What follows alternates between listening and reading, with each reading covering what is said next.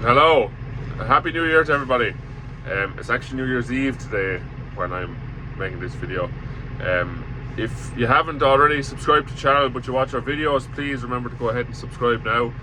We're pushing on as hard as we can to try and get to 500 followers or subscribers. And if there's any point along during this video that you like, just click the like button as well. Both of those things really help us on YouTube. So today is New Year's Eve. You'll have heard in the last video, or you'll have noticed anyway, that it has been a while since we've made a video. Pretty much because this time of the year on dairy farms it can be quite boring and repetitive, kind of the same thing over and over again once animals go in. But I just want to bring you around today. With it being New Year's Eve, there's quite a bit of extra feeding up to do in every yard and bedding and that sort of thing, to try and leave the work very light for New Year's Day. So it just gives me the chance then to bring you around to every yard and every batch of animals and catch you up on where we are and what we have done, what diets the different batches of animals on, and sort of the plan for the next little while. And we're coming into a crazy time of the year because we're a spring calving dairy herd, so there's going to be a pile of stuff to show you, because it's going to be mental as it always is. And this will be the first year ever that we'll have videoed, or my aim is to video most of it anyway, and bring you along for the crazy journey that it is for 12 weeks. So you'll have a good 12 videos there of that madness. But we'll bring you along for today anyway, and we'll catch you up on where we are.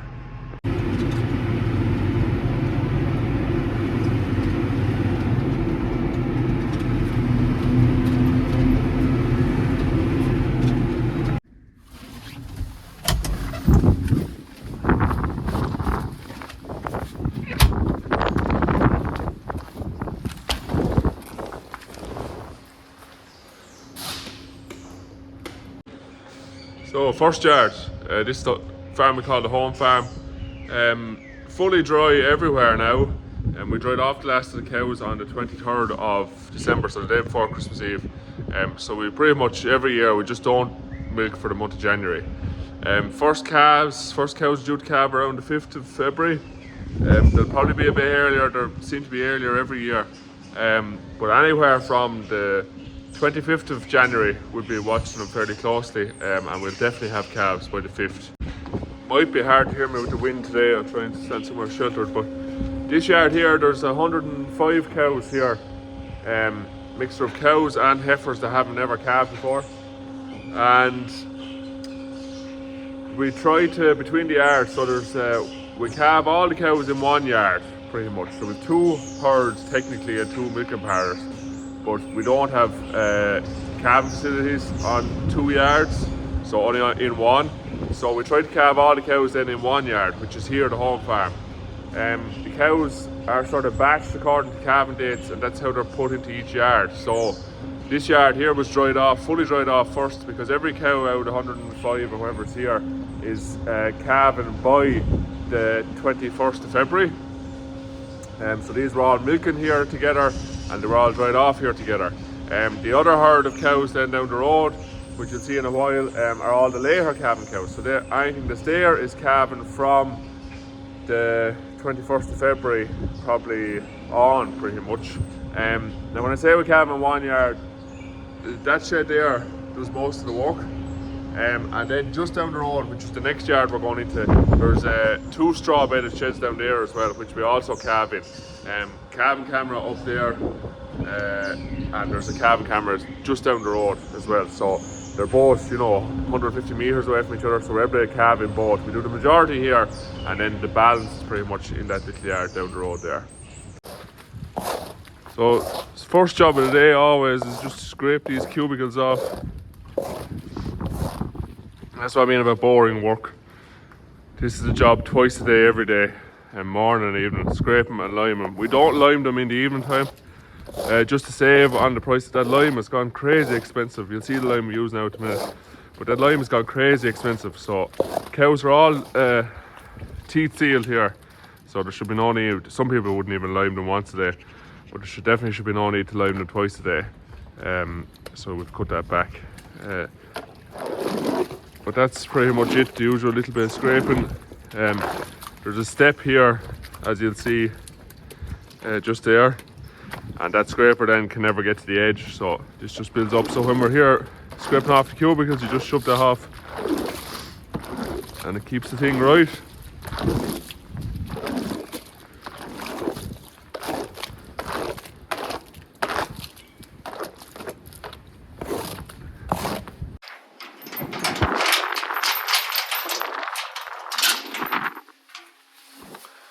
Now, you can see there, it's a white rhino is the lime that we use. So this is an approved disinfectant by the Department of Agriculture.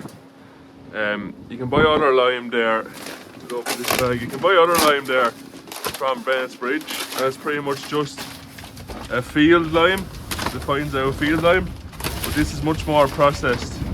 And like I said, it's approved by the department. Now it's very dusty stuff. Not that nice, you can just see it now approved disinfectant. So it's very good for mastitis and cell count. And I think the bag goes a little bit further than it does with the Brent's Bridge stuff because it's much finer. But it's just, like I said, very expensive. So we cut it down to once a day while the cows are dry, just to try and save a little bit. So it's over €400 per bag of that. Oh yes. We don't have storage sheds in this farm. As some of you might have noticed, we didn't even finish shedding where the cows are. So there's certainly no sheds for bags. But this is an old sheep feeder and it's right beside the entrance to the shed, so works okay. Not a great job now, but works okay. Keeps it dry anyway. There we go, that's what it looks like. Unbelievably fine stuff. No fancy spreaders or anything here, just throw it out with your fists and that's it. Very simple.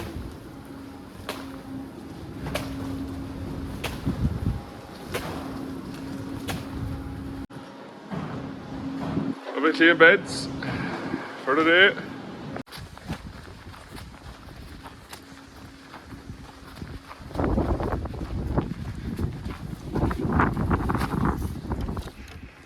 There's a cat. Get out, cat. That's not your house. The back window open. Your fault, of course.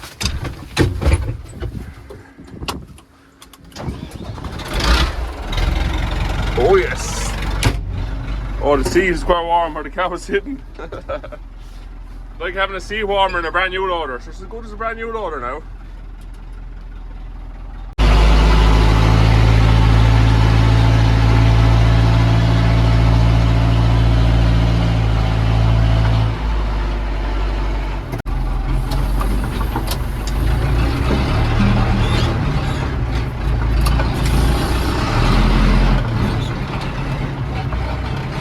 Very windy out there today now. No wind for the last few weeks. And the one day I want to make a video, you can hardly hear me out there and it's blowing plastic around the yard and everything. Anyway, we'll make do. So it's going to be a bale per span and a half. It's pretty much what we'll do here. So the first half of the bale being split is always smaller. That'll do the half span, and then this, what's left on the grab is always bigger, and that'll do the halfway into the next one and finish out where we were.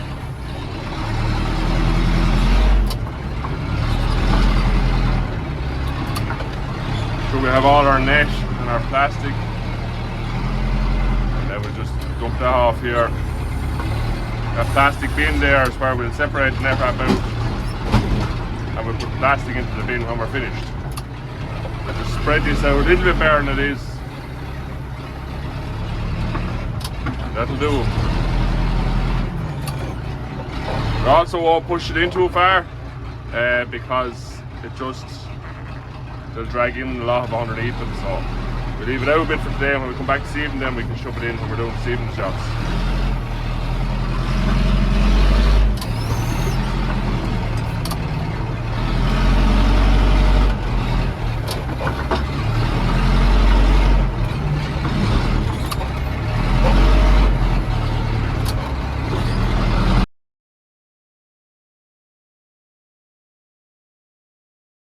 Minerals, what are we feeding?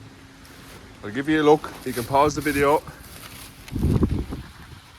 and take note. So we're feeding that to the maximum rate, which is about 130 grams per head per day. That's a pre-calver elite, so it's the highest spec that Acorn make. I think they make it with Trow Nutrition in the north. And 130 grams. What makes that the top spec one is that there's extra selenium and extra copper in that. Both of those are an issue that we have historically on the farm here, both in our soil and in the silage. Anytime we tested for mineral analysis, and we also blood tested cows 1 year, and both those were low as well. So we're always low in selenium and copper here. That on its own, fed at 130 grams, will cover, or should cover, the cows for magnesium as well, that we shouldn't need to feed any mag flakes or sweetened calmag or anything like that in the 2 weeks up to calving. But they're on that now. All cows will be on that 6 to 8 weeks. At the minute, that means it's just this yard here is getting them, and the other yard that I mentioned 100 metres down the road, there's 17 or 18 cows down there that didn't fit here, that are going to calve down there, and they're also getting it. Other than that, there's nowhere else getting it for the minute. Go back, you. What have you got your leg out there for?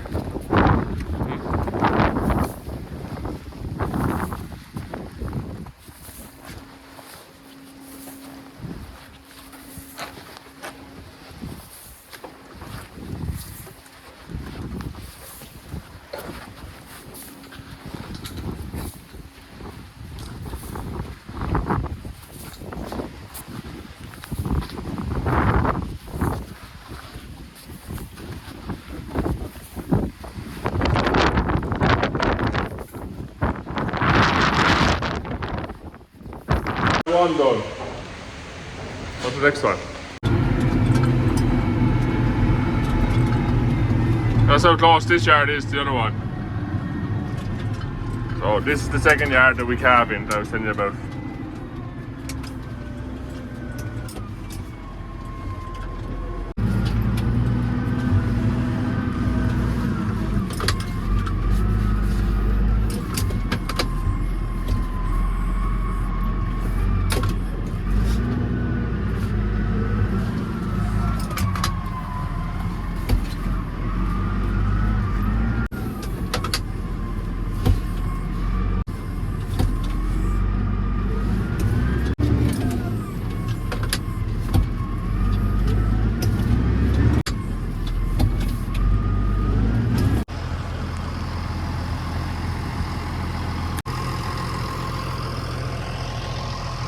So who do we have here? These are our replacement heifer weanlings. So last spring's calves. There's 43 or 4 there in this side of the shed. And then over here then are the cows that I mentioned earlier, also dry cows, also all calving in February. So these are all cows that we just don't have room for up the road. The other yard is literally out through those trees there. So it's very close. It's as good as calving in the 1 yard really. And this is a super shed. There's a tank out here where they're eating, and then a straw lie back in there. Same on both sides. Those heifers have to go up to the slat shed, which we'll be going to next sometime in January, because when calving really kicks off, we'll need both sides of this shed for calving in. What are we feeding down here? Minerals. For the dry cows, exactly the same rate, exactly the same minerals as the other yard. And the heifers then are on this, which is soybean meal.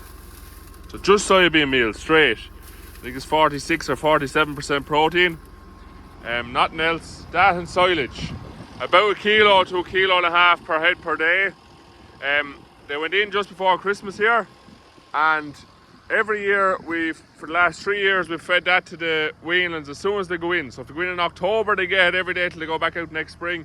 If we're lucky like this year and they don't go in till December sometime, they'll get it every day till they go back out. So last year they were on for a longer time. This year it'll be much shorter. So hopefully we'll definitely have them back out by March anyway, I'd imagine. At this age, you want them to grow, not fill out. You don't want them to get fat or put on weight. So energy is not a massive issue. They should get enough from the silage. But the protein will really grow them. So you'll see them getting very tall. And the soybean meal is the cheapest way you'll do that. You could spend money on a 20% heifer rare pellet. We used to do that here. Big money, and just for bang for your buck for what we've seen over the last 3 years, the straight soybean meal, there's nothing to touch it really. Simple, just throw it out on top of the silage. It works out at 1 full bucket per span, so 3 buckets for all of them. Comes to a little over 1 kilo. Here is feeding a lot of bales. These, Louise Crowley is the first person I saw with one of these on Instagram. We had to go buy one straight away. It's a tidy wrap. It's for your wrap from JFC. Tidy wrapper. Tidy wrap. You cut out a bale like a bin liner first. It gives you these straps, and then there's a cord here that holds it on like a bin bag.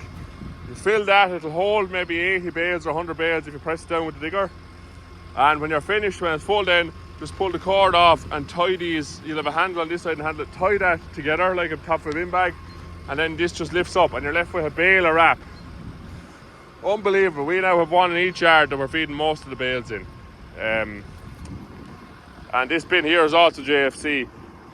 Big fan of JFC stuff. That's a joke for the OG Instagram followers on here. No one else will get that one. So their beds in there are fine, pretty much fine. I definitely wouldn't be bedding until tomorrow if it was a normal day, but like I said, tomorrow is New Year's Day and we try to keep work to a minimum. So I'll just put a bale under each side, and that means then that they definitely won't have to be bedded tomorrow. Keep them all right and all happy for New Year's.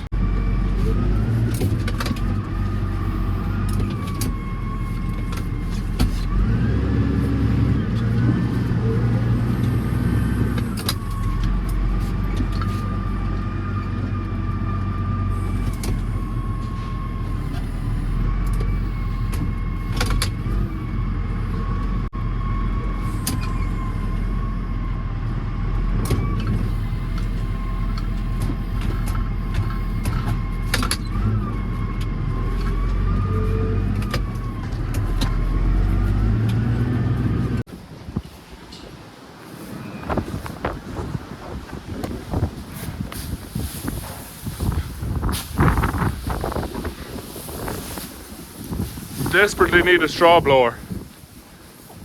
If anyone wants to send one for a demo, I'd be extremely impartial and just praise your straw blower.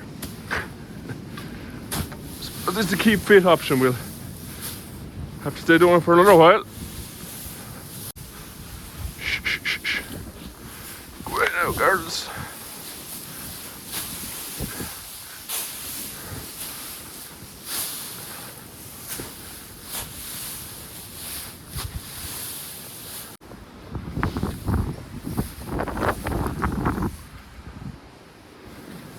All happy. There's the girls. There are 2 done. What's the next one?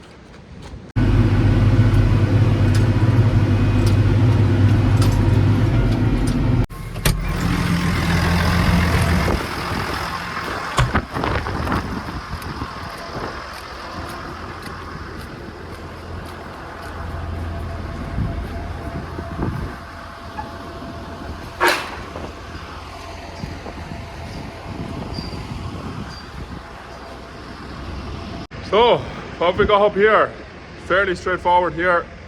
This shed is a lot less full than it normally is. Because we have a few less heifers than we normally have due to calve.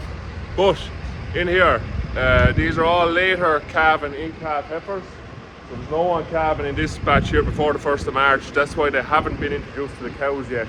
It'll be February before these are put onto, or in with cows housed on cubicles, and before they get minerals and all the rest of their diet changes. And over here then, it's a pet project mainly of seeds. We do this every year, have yet to make any money at it, but maybe we will this year. Is our little batch of fattening animals. So empty heifer, empty heifer, empty heifer, empty heifer, and then obviously that's a high head heifer, and that's, believe it or not, a whitehead heifer. That's what you get when you try to get whiteheads out of crossbred cows. Sometimes they don't have whiteheads, but that is a Hereford. So these, all the empty dairy heifers are for the factory. 1, 2, 3, 4.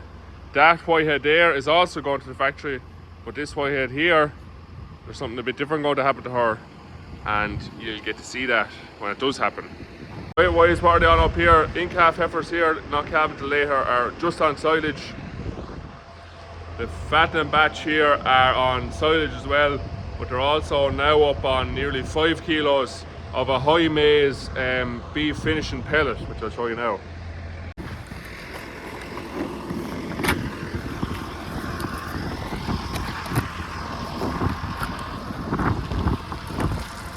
So there we go, just a simple pellet, 5 kilos.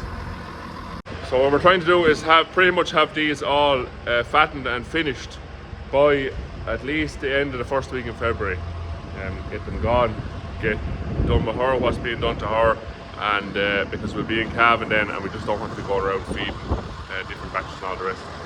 But we get these, they're fairly good condition, some of them so far, like this black one here, I think she's an Angus.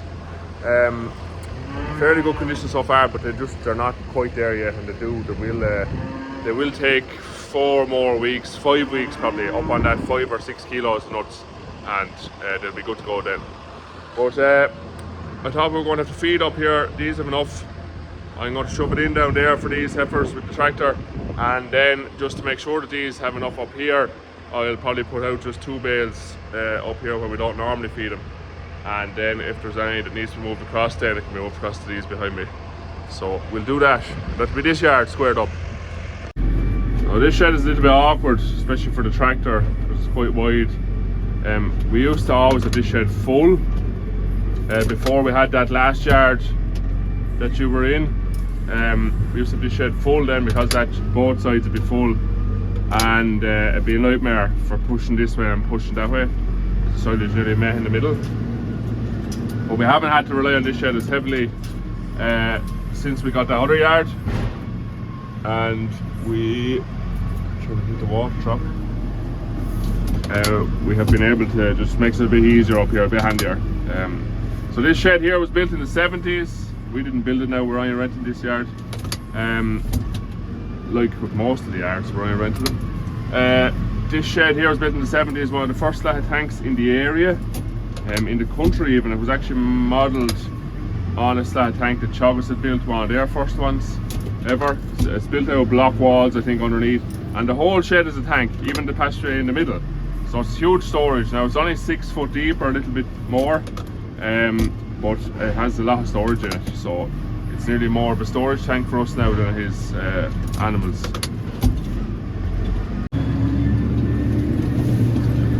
I think 1 bale now should be enough for those.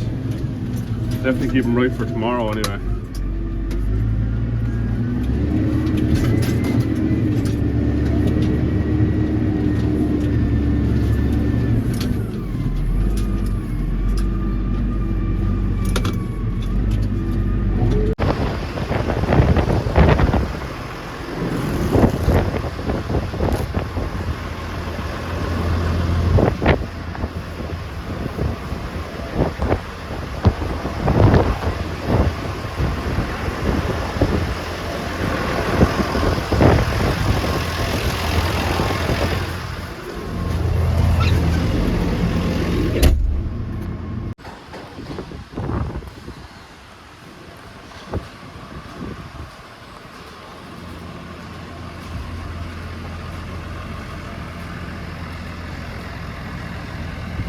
All happy, on to the last one.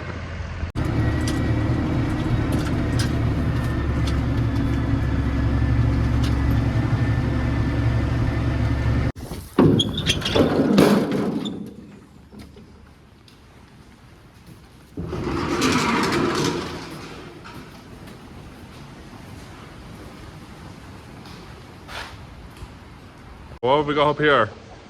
These are all the later calving cows. So this is the second yard that we milk on, and these are all the later calving cows. So there's nothing calving up here till after the 1st of March.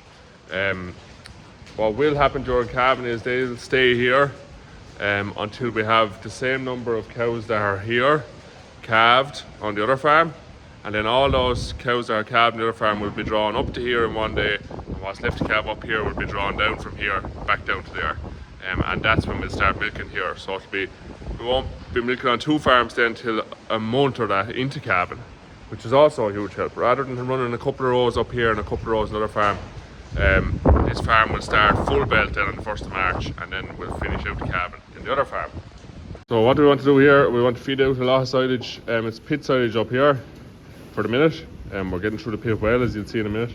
But it's pit silage up here, and then that's it. Lane was here this morning, and she scraped and limed all the cubicles and done all the scraping around the front of the cows. So it's just put in a heap of blocks. I think I'll put in 3 or 4 blocks per span, and that'll see them out. Take out some of this plastic that got caught up in the grab. That's plastic from beside the walls. It's very awkward stuff to not get caught in the grab, but anyway, it works well in the pit, so we won't give out too much.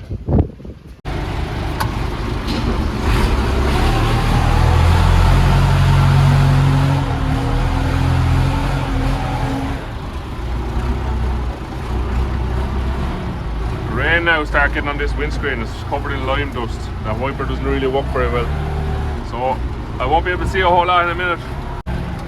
As you can see, we've gotten through the pit well. We're really down to the last quarter or maybe less, and it really drops down off. That's the last high point, and it'll drop down off there. Pit worked really well this year.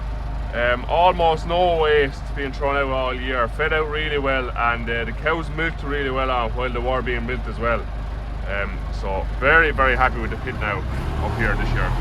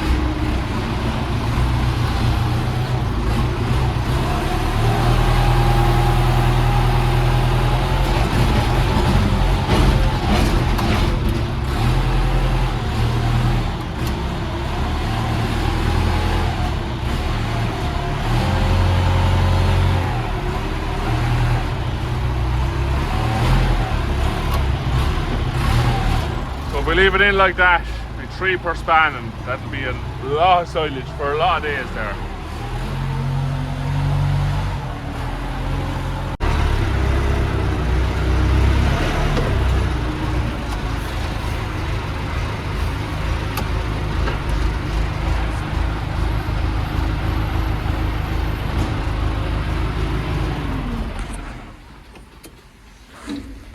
There we go, 45 minutes. 20 grabs sort of fed out, and that's everybody happy for New Year's. Time to go home now and feed myself. It's lunchtime. So that's it. The time to head for home. So normally I wouldn't have to do all the yards myself. Just this time of the year, like I said, Elaine was up there and she did the cubicles first, and Paul didn't take all his holidays during the year, so he was due days, and he is gone now over Christmas break, which are well deserved. So that means at the minute then I have more days doing this on my own than I would normally have. But look, it's not too bad. It's just monotonous, like same thing over and over again. But look, if you enjoyed the video, please like it and subscribe if you haven't subscribed already. Like I said to you earlier, that really helps. And a very happy new year to all of you, and we'll talk to you in 2025.